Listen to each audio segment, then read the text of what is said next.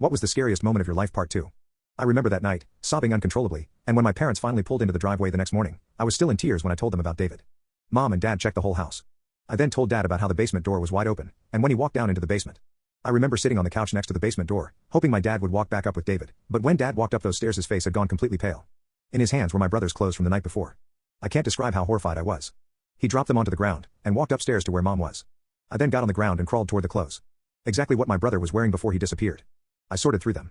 Everything he wore that night, shirt, pants, underwear, socks. Everything stripped from him. I could hear my parents' voices from upstairs. My mother then came sprinting down the stairs and got on the phone with the police. My dad ran outside and into the field. When the police finally arrived, the entire police team thought he must have gone outside and got lost in the nearby forest, but I knew for a fact he was in that house. The police officers spent weeks searching the woods and fields near our house. The police checked the basement, but said there was nothing. They closed the case about a half a year later. The entire town assumed it was a kidnapping. I knew it was something to do with that basement, but I could never get myself to go down there.